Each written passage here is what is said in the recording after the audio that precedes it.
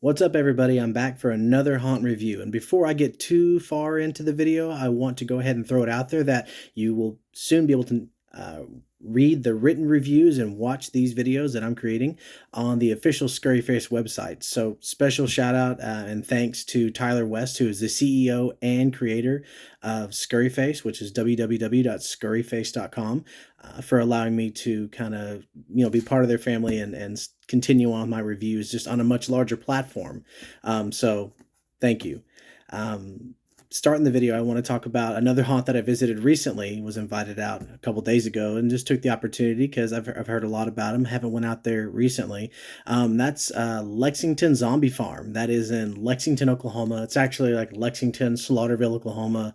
It's kind of in the middle of nowhere, which is kind of fun. So it's a family-run haunt out there on about a 5-acre plot, and they literally, when I say the middle of nowhere, when you're driving out there, you're just kind of like, okay, there's nothing, still nothing, still nothing. Oh, we're here, a zombie farm. It's literally off the grid, which is it's a lot of fun because you're going out in the middle of essentially nowhere and you don't know what's going to happen. So there's not much else around except them, from what I could tell in the dark. So that was the beginning of it, just driving in the middle of nowhere.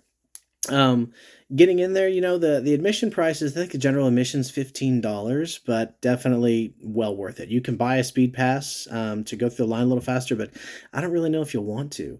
And we'll get to that part in a second. I'll throw it out there that they are offering a blackout and a touch night on October 30th. I think we missed the last one, October 9th, but they're doing it again on October 30th, and I would definitely recommend you checking them out. A little bit about the zombie farm.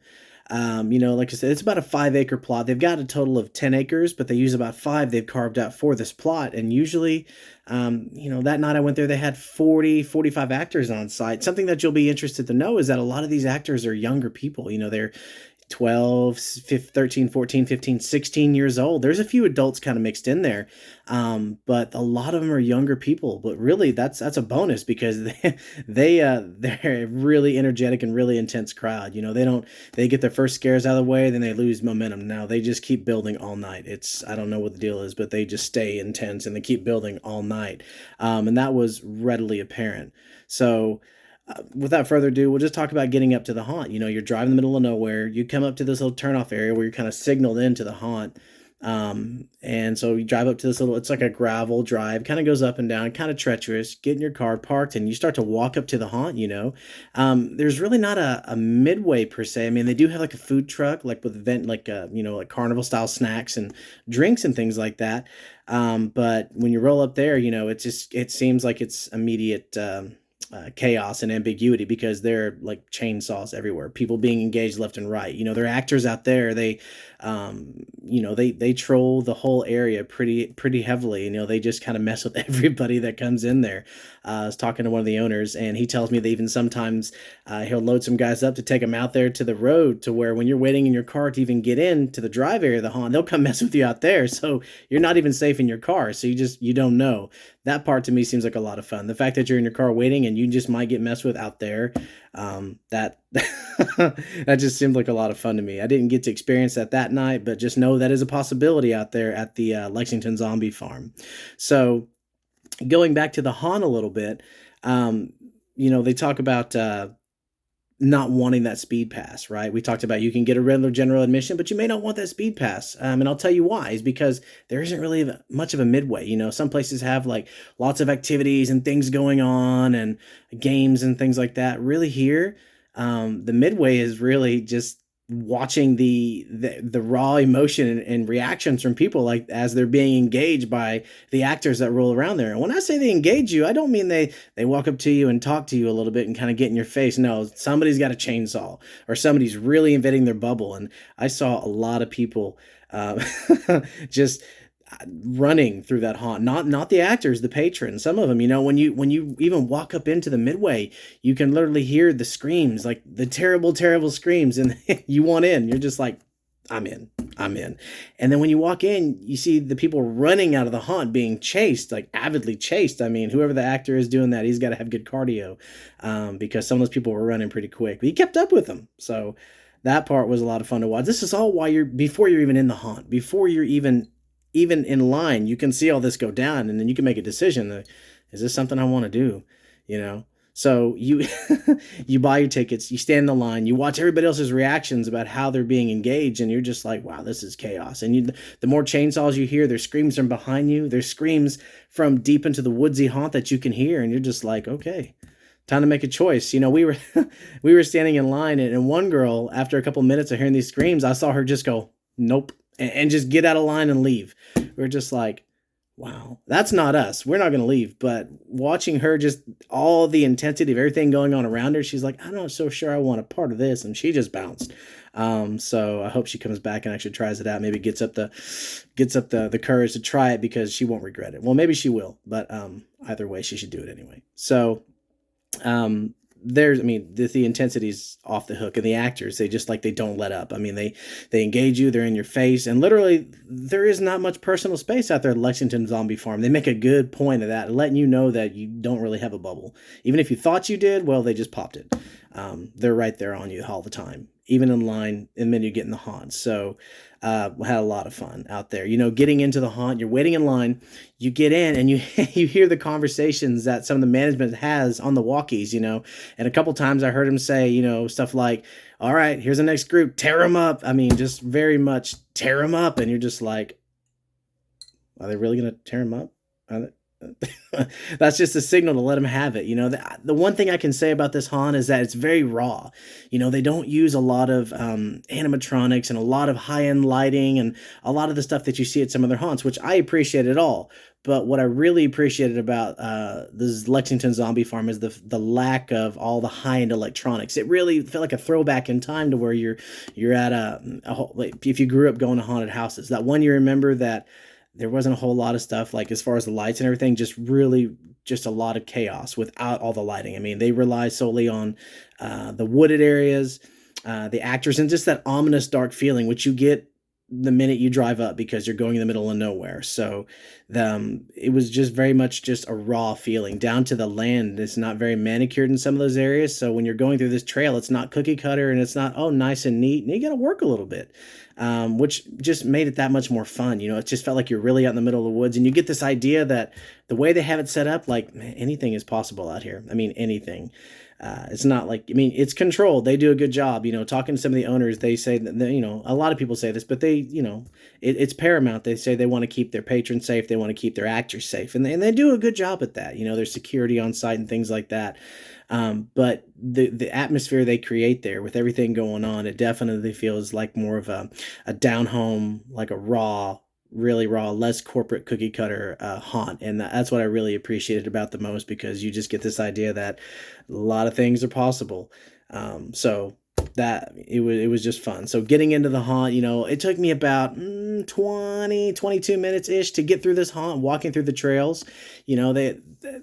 Some of the scenes, like some of the stuff that was set up, it seemed more, like I said, not high end Hollywood, but just stuff that just seemed really eerie. The way they set it up, they used some of the lighting and some of those backdrops, and they used the woods like super well. They caught me off guard a couple times. Pretty good jumps and jolts for me. I don't really get jolted all that much, but they caught me a few times, because you're so focused on just making your way through the trail, or, oh, this could be dead space, or, nobody's going to engage you, and all of a sudden, boom, here's somebody, and he just happens to have a chainsaw. That's one thing I can't say enough is, like, chainsaws everywhere. I didn't put a chainsaw count on anything, but I'd say we were like 6, 7 plus throughout this. You're just being terrorized with chainsaws the whole time. That sound enough is unnerving, and the way they use it and wield it, they don't really let up. They don't just stand 5 feet from you with this chainsaw. No, they're pretty close to you, like really close. So I had a lot of, I just saw my hairline. No, it was pretty intense the way they did that. And like I said, I want to mention again, the people out there working, they're all they're younger. These people have lots of energy, and they're just super intense, and they don't let up. They don't just jump out and scare you once. Okay, you're done, move on. No, they just keep going and going, and they don't just pick one person in the group. They mess with everybody equally. Maybe more so the ones that scream a little more, but that just really adds to all this intensity. So they just really, really lay it on you pretty thick when you go in. Some of the scenes you're walking through, and it seems like it could be dead space, and the trail just kind of lights up just barely enough to where you can see something at the end there, and you don't know what it is, but it's somebody who's probably going to get you. And it's just unpredictable. especially like I said with the wooded area and the way the shading is and the trails. A couple times I bumped into some things that were I thought were like props, on the sets or on these scenes, and no, that's the real deal. Some of those I won't tell you what they are, but some of those things are real, and that just kind of sets a tone even more. You're like, oh, that was real. Oh, so that made it a lot of fun. Like I said, the makeup was, I mean, I say the makeup was, it wasn't Hollywood grade makeup, but the theme that night we went was called the Crazies, and so everybody was meant to be, disheveled, deranged, and just downright out of their damn minds, and they they put it out there. They seemed believably affected in their mind, and the makeup was just their tattered, torn up clothing, and some of the costumes really gave me that backwoods kind of like Leatherface feel, and they did a dang good job at it, especially with the thousands of I say thousands, like probably 5 or 10 chainsaws right there. But man, they hit you and they hit you hard. You know it's coming when they get on that walkie-talkie and they say tear them up. You know it's coming. So, I mean, all the actors played their parts really well too. They played the deranged part very well. They didn't let up. They didn't break character. They just stayed in that zone. So they did a good job. Another thing I want to throw out there is that sometimes we all run into haunts or haunted attractions where we get funneled through a little bit, and you catch up to a group, or you fall behind, a group catches up to you, and then that experience no longer becomes yours. You're kind of sharing it with another group. That wasn't the case here. Even in the line, I noticed they were checking the group sizes. They say groups no more than 7-ish, I think. And they did a really good job at making, like I said this before from other haunts, but they did it as well. They made that experience yours. So when you're walking through there, you feel like, other than hearing the terrible, terrible screams further on in the haunt that you couldn't see where they're coming from, or back from the midway, you still felt like that experience was yours, and it was very raw. It was very real, and I had a lot of fun with that place. They just the intensity of the actors. I can't say that enough.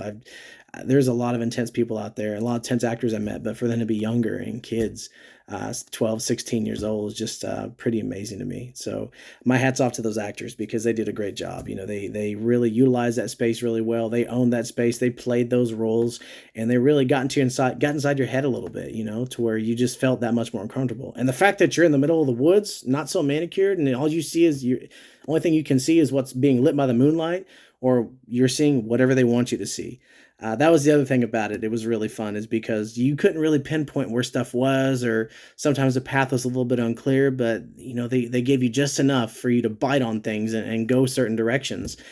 So at the end of it, you only saw what they wanted you to see, which was a lot of fun. So they did a really good job keeping things concealed, and just putting just enough out there to create that level of uncertainty in your head that just made that haunt more intense. So amazing job. Just a lot of fun out there. I'm going back. I want to go back again before the end of the year. It was a blast. I don't know how else to say it. And the other thing I want to throw out there is that we hung out with some of the actors afterwards to kind of get a feel for some of them, talk to them about what they feel about the haunt, and just kind of get the ideas of the workings of their haunt. I started to realize pretty quickly that, they're some of them are taking off makeup and getting ready to go home. Some of them, but a lot of them are just hanging around, just talking, just like camaraderie, talking about that night's victories and just having a good time. It really felt like a family out there. Like they all just really look out for one another. They kind of lift each other up.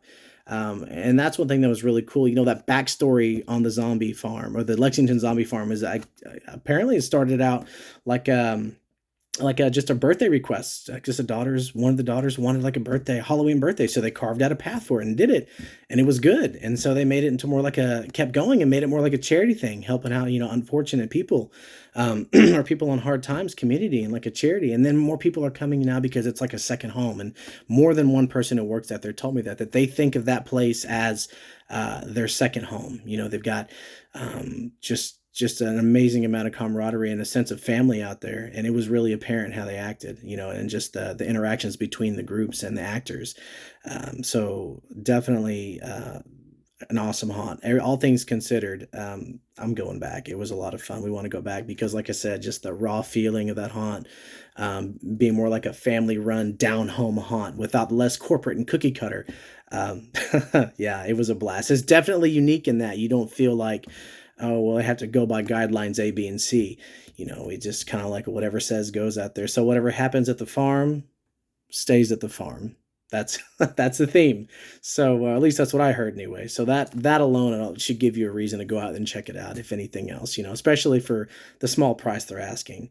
So like I said, definitely going back and just had a great time, guys. I appreciate it a whole bunch. And like I said, you can read the written review along with hopefully see this video attached to it on www.scurryface.com with an official scoring later on.